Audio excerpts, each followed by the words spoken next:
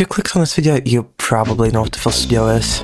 If not, it's a digital audio workstation, meaning you can make music in it, basically. And it's a pretty popular choice for that sort of thing. I'm gonna put a list of people you might have heard of that use it on the screen.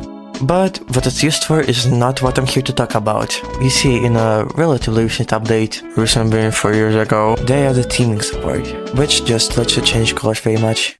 Instead of the default greenish, you can have it be whatever you want. It might not sound like that robust of a system, but you can actually do quite a bit with it. For example, for the first time ever, a fully light-themed FL Studio is finally possible. It looks kinda bad, but this isn't ImageLine's first foray into letting you make their program look kinda weird. FL Studio had a pretty fucked up way of storing its GUI back in the day.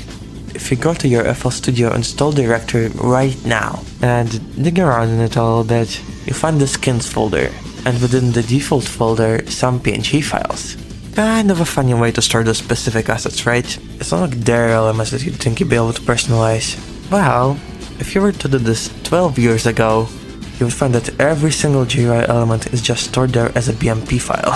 So basically, if you draw a dick on top of one of the assets, it's gonna be there.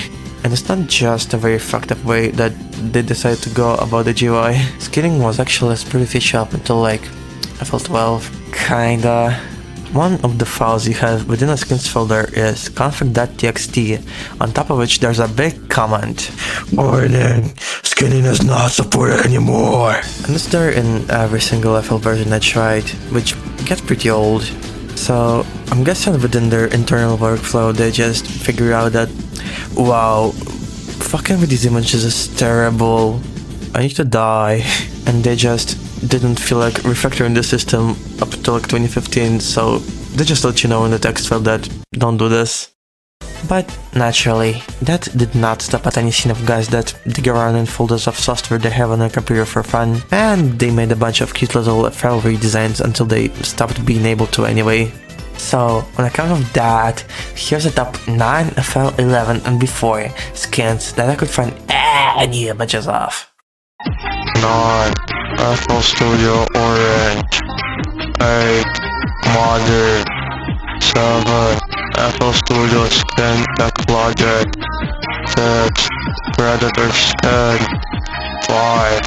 FL Studio Night Skin Cyanium Plastic Digital. 4. Internet Money Skin. 3. Sam Desert Doom Bisexual Skeleton. And finally, the one you've been waiting for. 1. FL Studio Gorilla Skin. Ever since finding out that you can do this, I've genuinely been entranced by this one. It's one of the first things you'll see when looking up FL11 skins on a listicle website that I probably stole most of the interest from for mine. And ever since I laid my eyes on it, I've been very fond of it. I think this skin in particular just happens to capture what I find really fascinating about teaming in general. Forcing a different design paradigm on this for pathetic 2010s program, as well as just sticker bombing the shit out of it. And I guess the skeletons and the predator skin fit that criteria, but I just feel like the gorilla skin is so unabashedly confident in itself. Like, look at it from the UI standpoint, it's just gorilla stickers over everything. If you didn't know how FL Studio works, you would not know that half of these things are buttons you can press. You know an awesome thing about that listicle? All of the links on it lead to some old-ass obscure FL Studio forum that has had like 4 posts this year so far, despite being April's and writing this, called The Flip Side. Well, it would be awesome if they didn't delete the subforum where all of the teaming was going on. From what I managed to gather, it was a pretty big resource for this shit back in the day, so that's kinda annoying. I thought they might have privated it for some reason, because the error page told me so, but nope, it's gone. Luckily, as a freak pervert that uses RPG Maker VX Ace in 2026, resources for which are also pretty much wiped from the face of earth, I know that you just kinda go to archive.org, plug in the URL of what you're looking for, and hope for the best. So I did just that. I went on the arcade version of the forum, but none of the downloads worked because every single person who ever made one of these made the executive decision to post their work on the most statistically forgotten advert file sharing site they could find on that specific day in 2008. But nevertheless, all of the actual forum threads were preserved just fine. So we can still see in a bit of the culture of whoever was into this back then.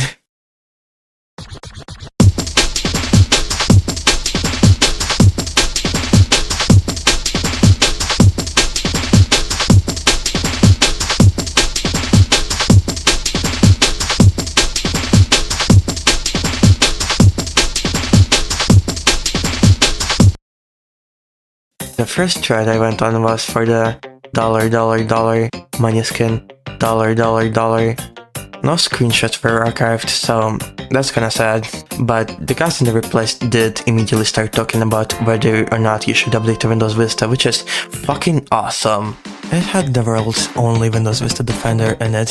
He said he loves how stable it is compared to XP, but you should only use it if you have a fast computer, otherwise you get tortured.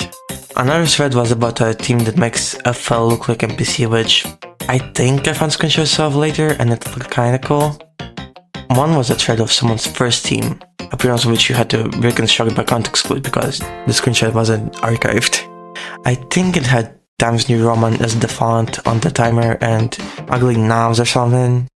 There were also a bunch of pinned threads that I glossed over, so I went on one and it basically just compiled a bunch of FL teams into a list, but they were all made by the same guy, I believe. And in it I found out that apparently you had to fucking pay for these sometimes. I don't think I've ever seen anyone charge money for a team in any other context for any other program like this.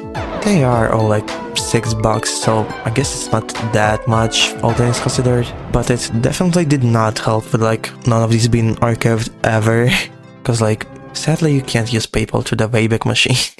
There was another website I found looking for anything about this at all called Transpose. I don't remember finding anything like that interesting, though it was just advertising payable skins there. But it did bring the bright idea to like Google the skin names. And wow, who would have thought that it would have like worked? There was a DeviantArt page for one I looked up. The download was payable, so like I couldn't get it, but that's whatever, because below it there was another DeviantArt page which did actually have a download. And it was a team by a little someone called Jalen Arts. I said that like it's someone you know, but I honestly can't just fuck with their profile picture. And all of the teams he made for FL Studio are still up on his profile, more importantly. To download it, I did have to remember the password from my 8-year-old DeviantArt account I made as a joke called Dylan the Dick Minion that I went on once and never again. But that account's usage had a renaissance that day, because pretty much every old FL skin that has not been eradicated is hosted on fucking DeviantArt apparently. As well as the Jalen skins, some of the teams I got are like not one, but two vinyl scratch from MLP teams. Not some evil skin that blows out your eardrums when you open it. And one that's supposed to look like Logic, but I don't really see it to be honest. Sorry, Military. Overall, I got 7 from DeviantArt. Pretty good haul considering not being able to find jack shit for weeks. But that's kinda on me, cause DeviantArt is pretty obvious for this kind of thing. And then I looked up FL skins on YouTube, which I probably should have done before, because there are just like 26 more in Dropbox laying around in some video description, so that makes it 33 skins that I got overall. I put all of them up on archive.org just in case, so I'll link the page in the pinned comment. With all that out of the way, it's time to do something really exciting. Open up FL and look at them. That's all you really can do on account they're a bunch of JPEGs. First thing that you're gonna notice is that this is kinda underwhelming. This Jalen skin I'm looking at, for example, only has new shit at the little top bar.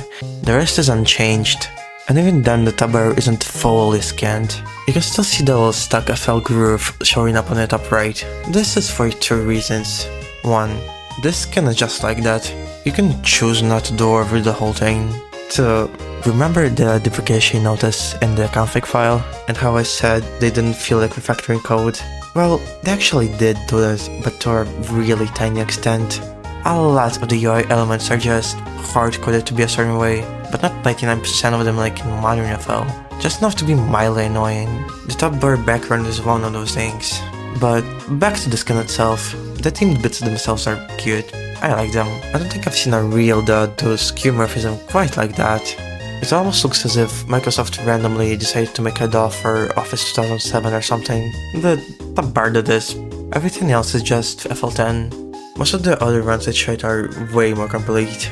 But still, you can't do much about the hard-coded stuff. So that's where you see a lot of clever little workarounds come into play. For example, this logic skin I kinda dissed earlier extends the BMP of the channel rack in such a way that the original background color is used on one side and the custom one on another. This is done because the knobs and channel indicators aren't fully themable. As in, the assets just have the background color, they don't have transparency, so it would look weird and mismatched in places that you can't theme otherwise. Also could have dodged the bullet with the wheels this way, because the assets for them are simply the knob turned into every single position like that horizontally, divided by about 2%. God bless your soul if you wanna fuck with that. Malik Trey sure did, even though he had an out like I just explained. Many other runs don't give a shit about this, which is fair too. It doesn't actually look that awful to me, even with the blinding neon background colors that people usually use surprisingly. So it just depends on how much of a stickler you are for this kinda thing, I guess. And generally, all skinning boils down to whatever roles you're both anyway, because you might have noticed, but the themes I'm showing in the background are a little bit tacky. If you're looking to use the Skulls theme, for example, I don't know how much you'd care about the background of a button not matching or some bits not being themed. But no, I wouldn't. I have Skulls on my screen and that makes me a happy boy. After a long day at the factory of looking at things on my screen, I kinda wanted to make one of these. So I just busted out my painting software of choice, Krita, and started drawing over the default theme. I drew a snowman and just started filling shit with blue cause that was the concept of my theme now. And after going through every asset for 2 hours straight with this technique, we have ourselves a beautiful snowman theme. My favorite part has to be those step sequencer buttons. They're like flaccid. My big secret about this skin is that I also made it with the purpose of seeing what's themable and what's not. And as you can see, it's like... But even though the snowman theme is pretty good, I still want to make a better one. So this time, I devised a plan on how to do it, because manually just opening each file and drawing over it with no direction kinda sucked. I'm just gonna make every element on top of a screenshot in Krita, and after that, manually go into each asset file and shove the corresponding bit from it on top. I'll let you know how that goes. Hope it doesn't take long. So now it's 1.2 months later, because I forgot, but now my team is finished. I present to you the hard work of my 3 days, I think, the Noel from Deltarune team. I based it around a character I like, Noel Holiday from Deltarune, and a different design language influenced by macOS 9 and other old Unixes. I did pretty much everything that I felt wouldn't make me go insane. So basically I just skipped the wheels. I did the same thing the Logic skin did with the channel rack. I think I literally swooped the file from that team, so I still have no clue how that works. Fun fact about how FL handles the BMPs, they don't have to be a fixed size. That lets you have some leeway with how you approach certain stuff. For example, you can extend the list of widgets on the top bar to be however long you want them to be. That let me have a little extra space for a drawing at the end there, which otherwise would have been really awkward. I also found out about this from the Logic skin, cause he just had a long strip of grey there and I found that suspicious. But the first thing you noticed about my skin is the furry, probably. I wanted to shove her on the project menu / volume sliders the second I saw the first Vinyl Scratch theme I found. That spot specifically is somehow really good to slap a guy you like on and just looks really satisfying to me. It's a little tricky to get them in there properly and have the UI still feel functional, but thanks to this shit being just a bunch of JPEGs, you can strategically just put your pick onto a different one. I put a good bit of her on the help button because I don't think once in my life I ever clicked on that. For the more UI bits, I want to go with an old computer aesthetic since that seems like something in character for Noel to like give that much into in the game. And also it's just easy to draw, to be honest. If you zoom into an old macOS screenshot, you'll see that everything's just a solid color with two perpendicular pixel white lines of light and shadow to give the element more of a 3D feel. And to have buttons not look like weird uniform things that bleed into each other. So with my background of guy who draws a couple times a month, this is one of the easiest design languages to try creating. If I had to make a late 2000s skeuomorphic theme, for example, I'd go run into traffic. The method of drawing shit on top first did actually work pretty well, but to not go insane exporting shit over and over again, I made a bash script that just unzips the creative file and converts it to a BMP and puts it to the right folder with the right structure, and I can't describe how much that made the shit not hell. Otherwise, I would have given up like 2 assets in, the shit would have been like way too annoying. I hope anyone who ever did a team like this had a similar system going on, because if not, God pray for the soul, man. I also threw in some backgrounds of fun. I think they tied the place together a little bit. And you can get all of this crap for free on GitHub. But the exported theme if you just wanna use it, and individual project files in the script if you wanna make something based on it. If you just wanna download it to use it, go to the releases page and download the zip file. And if you wanna work in it, download it from the main page. You can also clone the git repo for version control, obviously, if you know what it is. You do have to get some really specific software to work on it though. But I made this script for myself primarily, so I don't really care that much. A link for this is in the pinned comment as well. The closest thing to FL11 skinning in other software I can think of from the top of my head has to be like browser themes and old Windows Media Player themes. There's 2 ways you can go about browser themes. As you probably know, you can go to the Chrome store and they have little skins that change the color scheme or put pictures on top of stuff. But there's also a way to more drastically change the browser's UI with CSS, which is quite powerful being a styling language used in 99% of the websites you've ever visited. I used one of those for a while, Geckium for Firefox to be specific. It basically aims to turn Firefox into old Chrome. It's pretty sick, albeit a little buggy. But something kinda crazy about it is it just lets you use native Firefox and Chrome themes on top of it, basically just mending these 2 methods together.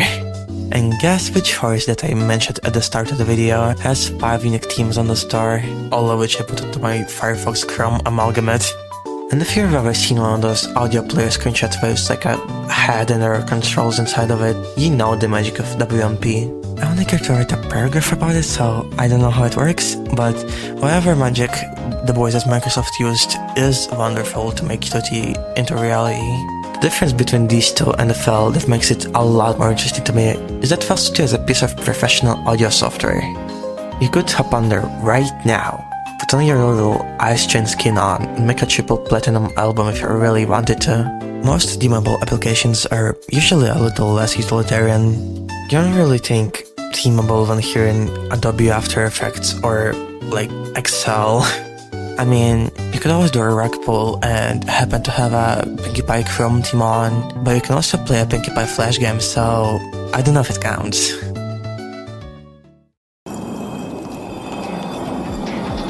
I have no clue how to end this fucking video, so I'm just cutting it here. I hope you had fun looking back at this theme and shit, it's quite neat. If you want, you can play around with it more in your own time. I put both the theme I made and all the other ones I found in the pinned comment. I also realized I never explained how to install them, but you can infer it, so I guess it's fine. Anyway, this song I played 4 fucking times is called Brocken Spectre, and it's the first vocalist song I think I'm releasing as Fargo. I'm not gonna get into the like nitty-gritty distributive bullshit, but it would mean a lot if you would stream it. I like all my other shit as well, because it was like down for half a year. I also put all my shit on Bandcamp, so you can like download if you prefer that, which like respect, shout out. I have all my shit like for free, I think, except albums. And I'm also on new CDs now, so like basically I have a website. And I might put up a blog post, maybe? I think that's everything I had to plug over, but anyway, hopefully I'll make more videos like this, unless I look back at this one and really regret it. So subscribe for that. Anyway, love you, bye.